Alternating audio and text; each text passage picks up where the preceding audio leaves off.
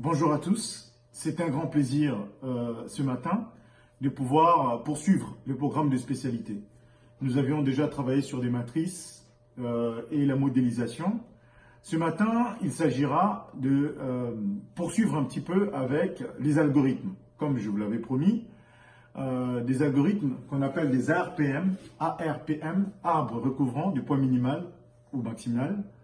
Je vous avais dit que vous pouvez aussi vous intéresser à d'autres algorithmes, tels que des algorithmes concernant des flux, Ford-Fulkerson, ou sinon, travailler sur des algorithmes des Bellman dans des problématiques d'optimisation.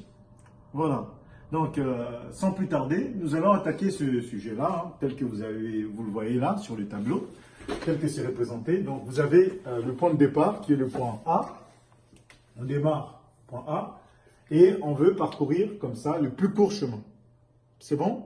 Donc, on va lire l'énoncé pour fixer les idées. Et ensuite, nous pouvons attaquer le sujet tel que c'est représenté ou c'est présenté au baccalauréat. Donc, vous avez ici le sujet. Vous pouvez carrément vous y intéresser. Oui, donc, qu'est-ce qui se passe? Donc, lisons quand même l'énoncé. Le technicien d'une coopérative agricole prépare sa tournée. Sur le graphe ci-dessus, donc sur ce graphe-là, les lettres représentent les exploitations agricoles des membres de la coopérative. Les arêtes représentent les routes. Voilà, les arêtes, ça représente les routes. C'est bon.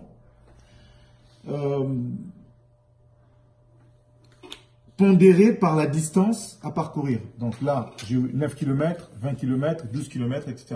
D'accord? Entre A et D, j'ai 9 km. Entre A et C, j'ai 20 km, etc. Il lui faut absolument commencer par le point A. Le point de départ, c'est le point A. Et terminer par le point E. Donc on va arriver, on part de ce point-là, on va arriver sur ce point-là. Mais on veut avoir ici le plus court chemin.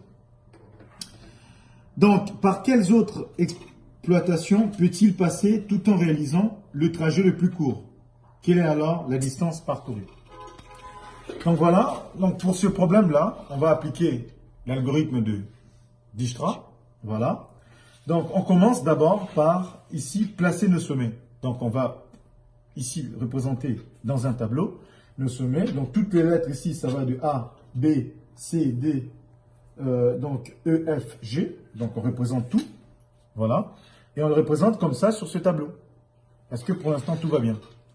Donc, après cette représentation sur le tableau, qu'est-ce que nous allons faire? On va, à ces stades-là, donner maintenant les valeurs. Donc, au départ, nous sommes à A. Donc, si nous sommes à A, on va tout représenter par l'infini. C'est bon? Et le point choisi sur cette étape, c'est le point A. D'accord? Si le point est choisi, donc le point A est choisi, voilà, on fait un trait, on n'y reviendra plus. Voilà déjà dans un premier temps. Et ensuite, deuxièmement, on va repérer les sommets minimales. Donc, c'est-à-dire maintenant nous partons du point A. Donc, de A à D, c'est 9, n'est-ce pas? Ensuite, de A à D, c'est 9. De A à C, c'est 20 km. De A à B, c'est 12 km. Donc tout ça, on va le représenter sur les tableaux. Donc ici, on avait dit que le point A était déjà choisi. A était déjà choisi. Et ensuite, je vais reporter ce que je viens de dire là. 9 km pour D. Donc pour B, c'est 12 km en partant de A. Donc 12 km en partant de A. N'est-ce pas? Et ensuite, qu'est-ce qui se passe là? Donc de B, j'ai dit 12 km en partant de A.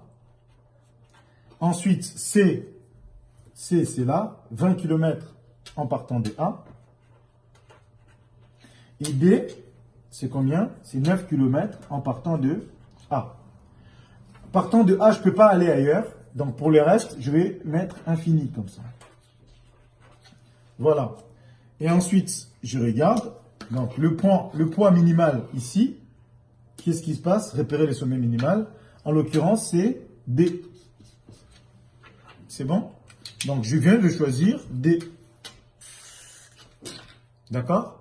Et donc, je renseigne là, D, parce que ça vient d'être choisi. C'est bon? Donc, voilà. Là, je suis dans cette étape-là. Maintenant que je choisis D, qu'est-ce qui se passe?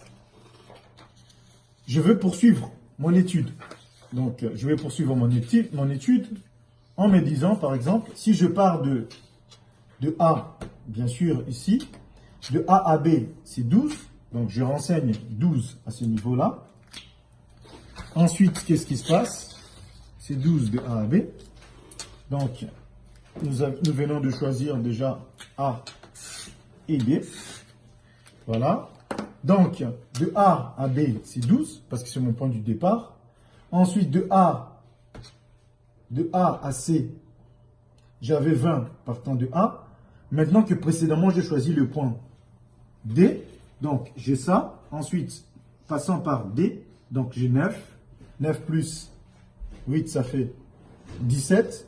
Donc, de A à C en passant par D, j'ai 17. Donc, je vais renseigner ici 17 en passant par D. N'est-ce pas?